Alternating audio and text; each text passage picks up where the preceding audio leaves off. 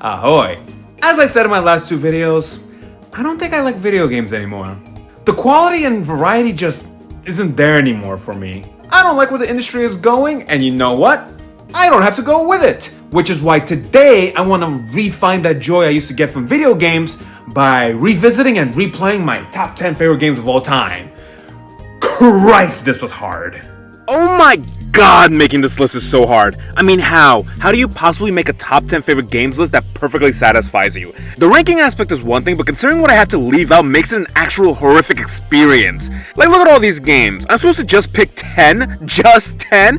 And there are so many factors that come into play too. Am I satisfying and honoring my best gaming experiences properly? Am I taking everything into account properly? Balancing a game's quality versus its sentimental appeal? What about games that I absolutely loved before but aren't really playable anymore? Do I count those? How about games that are only good in multiplayer? This is tough. I've had to write and rewrite what games I want to include so many times leading up to this video. 1 to 5 were pretty safe locks, but 6 to 10? Lord, that was impossible. Now I do want to add a little addendum. I have many franchises that I love and adore that house multiple games that I consider my favorites, but I didn't want to just have this list be filled with Mario, Zelda, Doom, Tomb Raider, God of War, and Mortal Kombat, because it's not as interesting to talk about and won't represent the variety that I love in my games. So for that reason, I'm going with a 1 installment per franchise rule.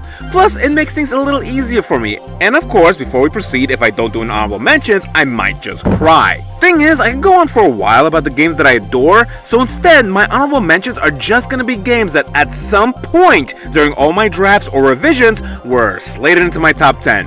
So with that, South Park Stick of Truth, BioShock, Super Smash Bros. Brawl, The Quarry, Elden Ring, Tetris, the original Warzone, Call of Duty 4, Battlefield 2, Friday the 13th, the game back in 2017 was amazing, and Endless Ocean Blue World. All of these games I also love so much, and at some point sat in my top 10, and for all I know, after I publish this video, I might regret them not cracking it. Gosh, this list was so hard to make, but I'm locked in now. I can't make any more changes, and I'm just gonna go for it. And I'm excited! I get to talk about some of my favorite gaming experiences ever! And what better way to celebrate episode number... Number 10, Strong Bad's cool game for attractive people. You might not have heard of it, but it's a point-and-click adventure made by Telltale about an eccentric character named Strong Bad, and we act out whatever shenanigans he gets himself into. They were episodic, we only got 5 adventures out of it, and it's a shame because I think Strong Bad is great. The game is really simple, it's mostly a puzzle game and the puzzles aren't too deep, but what makes SBCG AFP fun was the world. Strong Bad and all the side characters are all so colorful and goofy that it really makes it a fun place to run around in. Ironically, my favorite character being the least colorful one, Strong Sad. I just love him. I'm not gonna call it the funniest game I ever played. Its humor is childish and immature at times, and it's the embodiment of throw a bunch of shit at the wall and see what sticks. But damn it, when it's funny, it's really funny.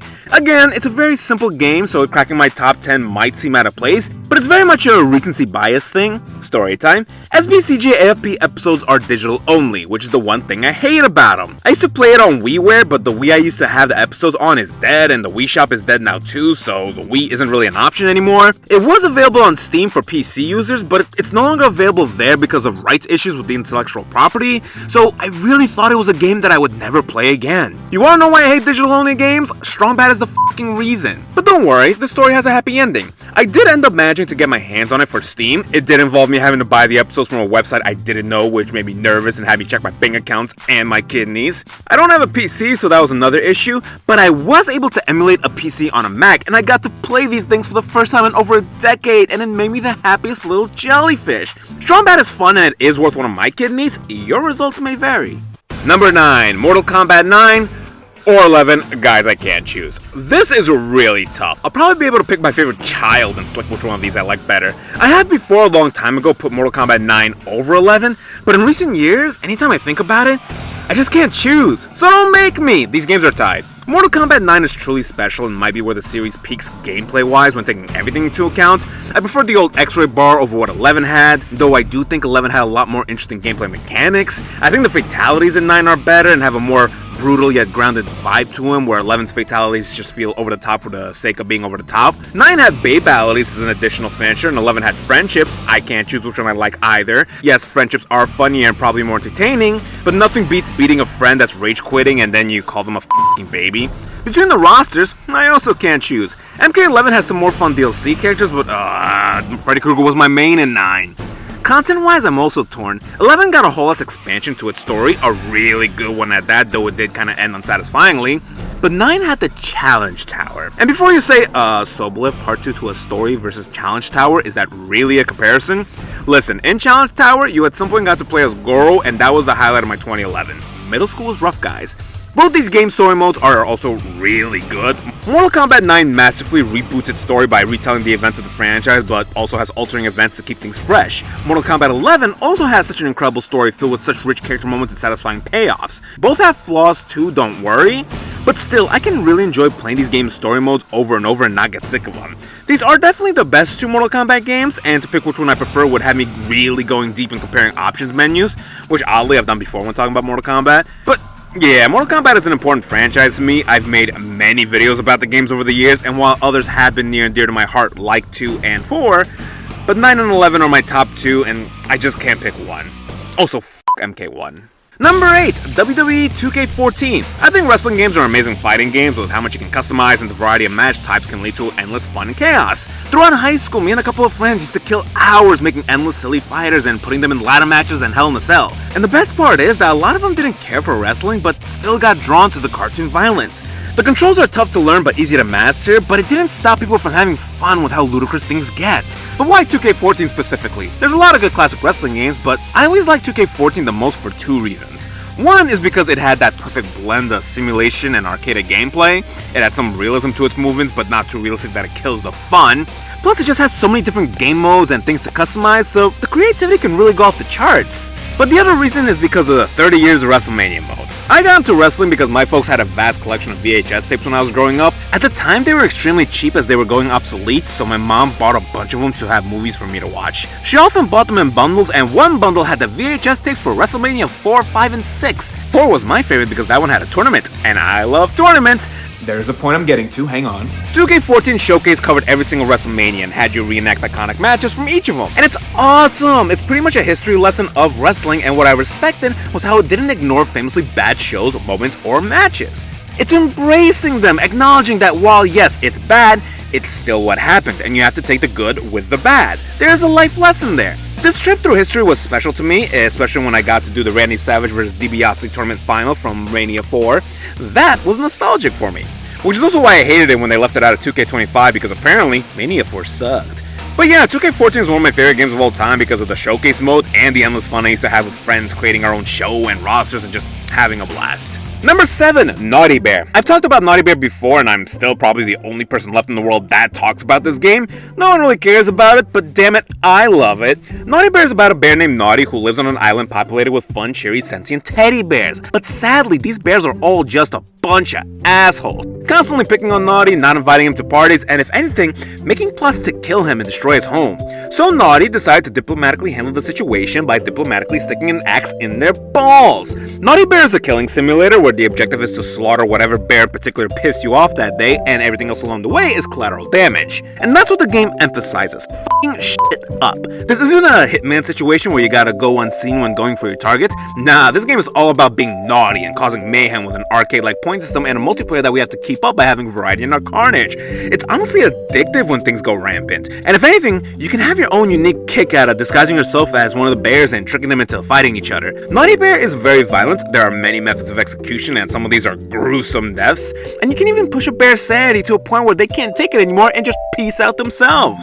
But it's not morbid because these are teddy bears and the blood and gore is replaced with literal fluff coming out of them, and it just makes the game funny. Naughty Bear just doesn't take itself too seriously, and that's great. It's stupid, and that's what I like about it. You can easily pick it up and have a good time with it. Naughty Bear just means a lot to me. See, while calling a bunch of these other games on this list my favorite isn't anything unique, I'm sure there's a ton of people that call BioShock, COD 4, or Elden Ring one of their favorite games of all time, but Naughty Bear feels personal, as I doubt there's many people who would call one their favorite games. Oh, Mortal Kombat is one of your favorite games of all time? Join the millions of other people. But Naughty Bear? This is mine. Number 6, Doom Eternal. Now, anyone who's been watching this channel might be shocked to see that the Doom game that I owned 16 times isn't the one making the list. Well, yeah, Doom 3 is awesome, and I've played this thing so many times over the last 20 years, and it is one of my most important games of all time, too. But when it comes to my definitive favorite experience playing Doom, it has to be Doom Eternal. First time I played this, and I was blown away. The game is so insane, it's so adrenaline pumping. Playing this for 1 hour, and I'm ready to run through a wall. It makes hair grow in your chest even if you don't have hair. It'll make your eyeballs burst into flames. It'll replace the blood in your veins with Red Bull. It's so fast-paced, so brutal and hardcore that it makes you feel alive. Doctors need to prescribe this game to people with low testosterone levels because it'll fix that. The soundtrack feeds into it as it's the type of music you listen to when you're ready to fight off an army of grizzly bears. I might be getting carried away. Doom Eternal is phenomenal. It's a fast-paced action shooter that has you play as the Doomslayer as he fights the hordes of hell invading the earth. But it's not just run and gun. There's so much more to the combat of Doom Eternal. The Doomslayer is insanely mobile. We often are flying around the combat area using our meat hook, which makes us feel so powerful and truly like an unstoppable force that can beat Jupiter in a fight. Now, Eternal does have a very annoying ammo capacity issue, but it kind of serves the game as there is a sense of resource management going on, and if anything, it helps us foster our playing style. Eternal is relentless with how many enemies it tosses at you and how many powerful demons it'll just non-stop throw in your direction. You'll have a boss fight against a single big demon, and then the very next second you'll know you'll have to fight 2 of them while the stage is flooded with common enemies. And you know what?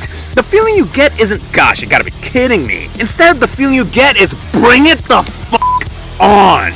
Eternal makes you feel so powerful that while yes, you are having a tsunami of murder heading your way, but you got the straws to slurp it up, and it is so gratifying when you emerge victoriously after carefully handling an intense battle. Outside of the combat, Doom Eternal also has some pretty fun platforming going on and secrets to discover, which makes it such a compelling time. And I'd go and say it's probably the greatest first-person shooter ever, and I'm willing to die on that hill. Other Doom games that I also adore are Doom 2016, Classic Doom, and of course Doom 3, which I owned 17 times, but Eternal is no doubt the best experience I've had playing Doom.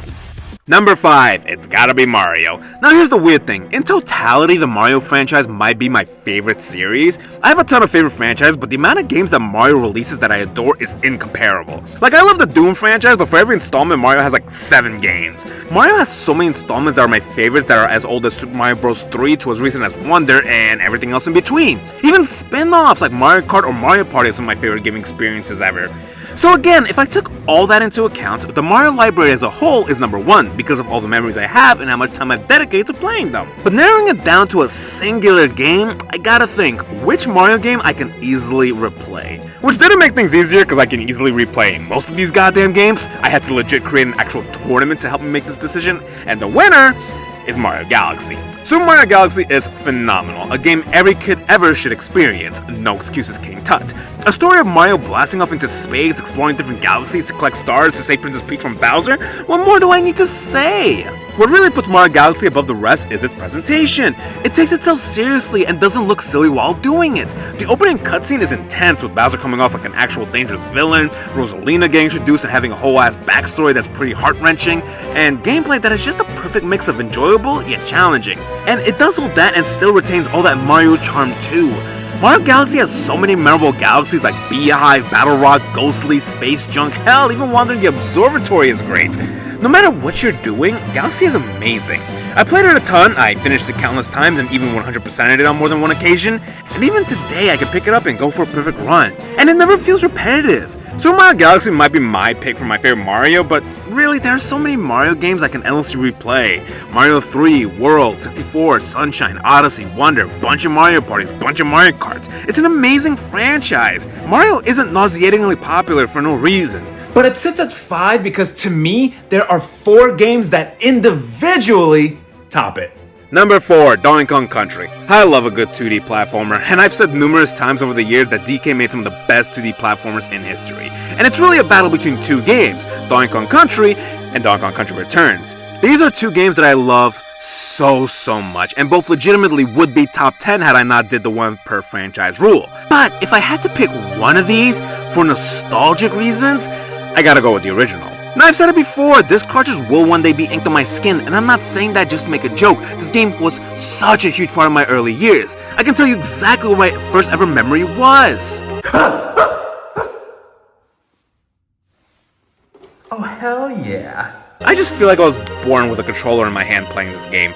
A lot of that might be exaggerated, and I might be hazy on the details, my bad I was too, but this very well might have been the first game I ever played. My sister had an old SNES that she really didn't touch anymore, so by virtue it was a hand-me-down, and God bless that hand-me-down because Donkey Kong Country is goddamn amazing! And this isn't nostalgia talking. Objectively, Donkey Kong Country is a sensational game that just does everything right. All the music in the game is iconic, level design is gold, and the graphics were something I don't even think Nintendo realized the SNES could do. So many gorgeous levels like the snow mountains progressively getting snowier, the crystal caves, the tree houses. It's all awesome. Even the water levels are great, which is a huge accomplishment because water levels, they're the worst part of any game. But not here! Plus, the game has a lot of really fun platforming challenges like these ropes that slide you in certain directions, swinging on vines, these metal sheets that fall, this contraption that we have to constantly refuel, plenty of barrels, and of course, the minecart section that somehow managed to be both the best and worst part about the game. Donkey Kong Country is a classic, everyone knows that's one of the greatest video games ever made, but I do still want to give my flowers to Returns though. It was the first game I ever salivated for waiting for it to release, and I had such high expectations, and it blew them all away with levels that also became instantly iconic. The silhouette levels are so fucking gorgeous, and also the title Terror level was so personal because I used to have nightmares that looked like this. So if anything, this game gives me therapy. I guess what made choosing the classic over Returns was the fact that Returns does have misses, where the original Country is honestly flawless. It very well might be the perfect game. Number 3, God of War 3. God, I f***ing love God of War 3. Holy shit, what a badass game. Kratos' third outing has got to be his best. It's such a cinematic masterpiece hack and slash with the most epic boss fights in the history of gaming. Hades, Poseidon, Hercules, a motherfucking Titan. All of these are off the wall mental good. God of War 3 is so good that it ruined any chance of me enjoying whatever the f*** Santa Monica puts out now. There is so much that makes the early God of War games impeccable. Not only is the combat fantastic because it's a hack and slash with a combo system that rewards XP based on your combo meter, which encourages you to play better, but the enemy variety also keeps the game fresh and prevents it from going stale. All of it builds up to a boss fight that will stick with you because of how amazingly the game presents itself. Also, God of War 3 gave us numerous weapons to work with, from different blade types to the Bow of Apollo, which really lets us develop our own playstyle and preferences for combat. But even between all the awesome fights, God of War threw gorgeous levels at you with platforming challenges and puzzles to solve, which makes God of War 3 my absolute jam.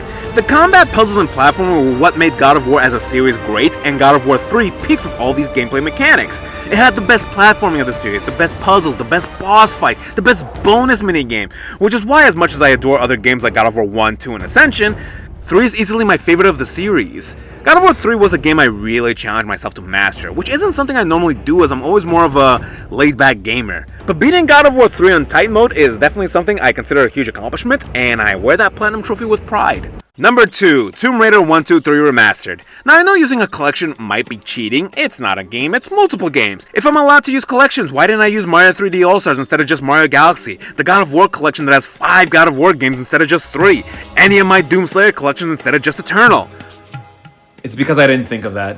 But in all honesty, I used to play these games so much collectively growing up. The way I got them was a collection that featured all 3 games plus their expansions on PC, so really, to me, it was kinda one game. And really, they are all pretty much the same, only real difference being the levels. That might be a bit untrue because the games do emphasize different vibes, you know, the first one focused on isolation, the second on action set pieces, and the third emphasized on being f***ing hard. But really, what dictated which of the games I wanted to play depended on what kind of levels I wanted to play. Did I want to be in Egypt, Tibet, India? What am I in the mood for? And to pick out my favorite Tomb Raider for the list, I had to think which levels that I want to replay the most. And the answer was simple. It was Tomb Raider 3, The Lost Artifact. Yep, an expansion pack is my second favorite video game of all time. What the f*** is wrong with me? The Lost Artifact is 6 levels, and they are 6 superb levels. Highland Fling has us exploring the ruins of a Scottish castle that has a Loch Ness Monster lurking around. Willard's Lair has us in a dungeon avoiding numerous booby traps trying to find a library. Shakespeare's Cliff has us exploring a destroyed train track that somehow leads us to fighting pterodactyls. Sleeping with the Fishes has us in this awesome underwater submarine tunnel thing, and we get to befriend a dolphin.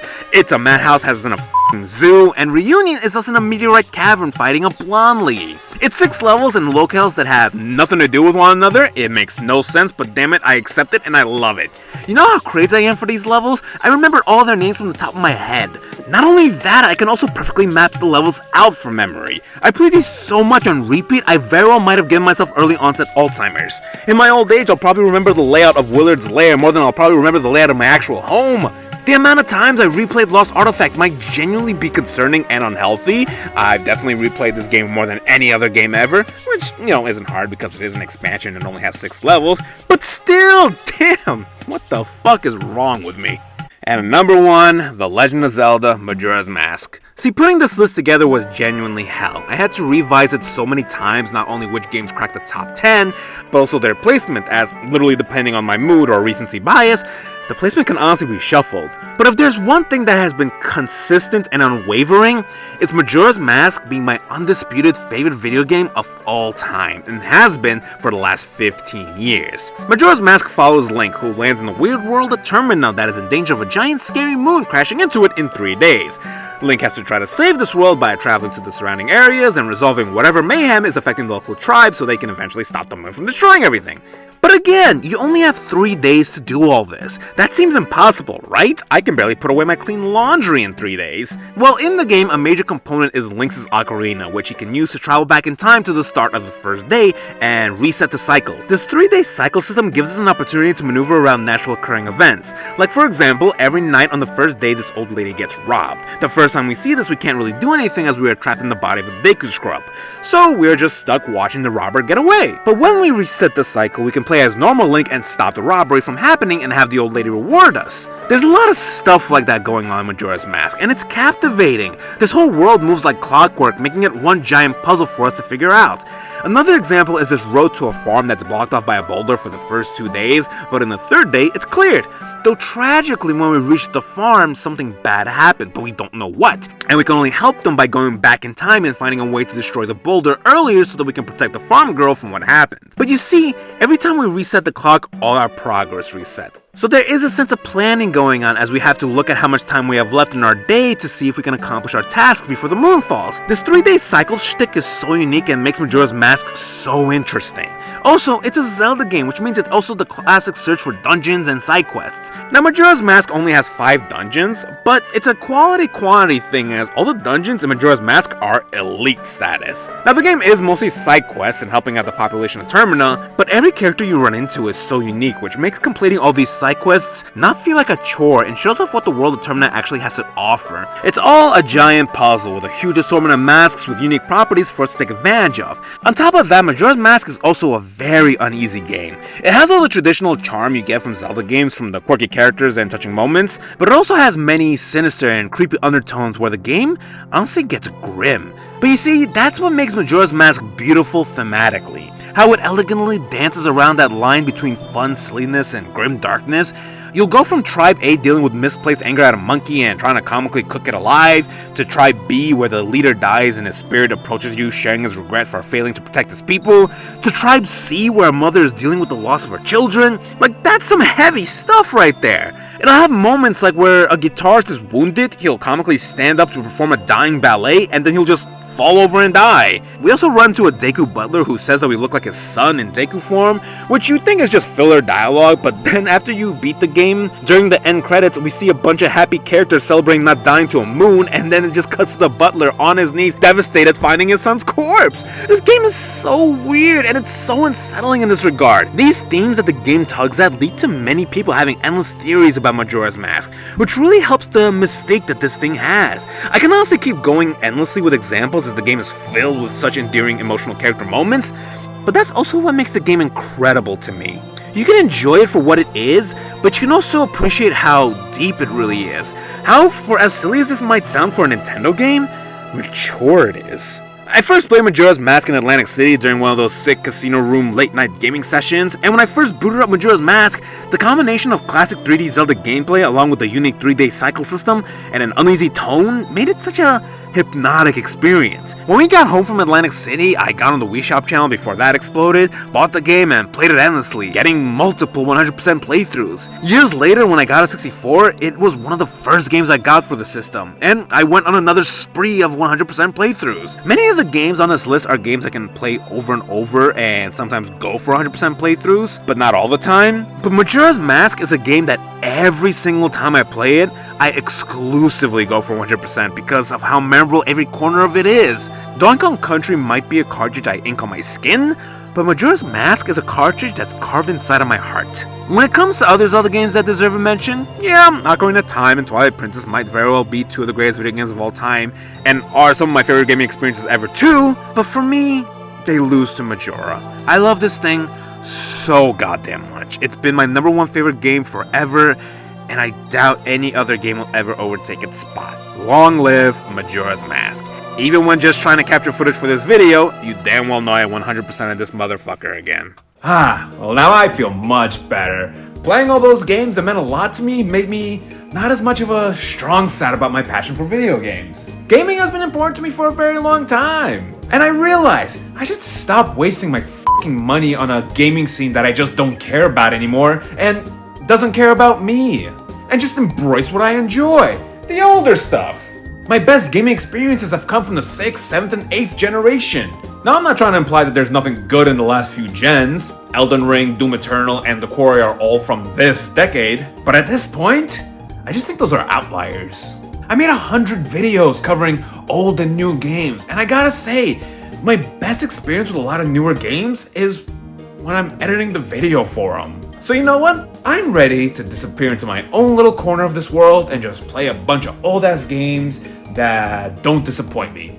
Because at the end of the day, who fucking cares? Holy shit, you made how many?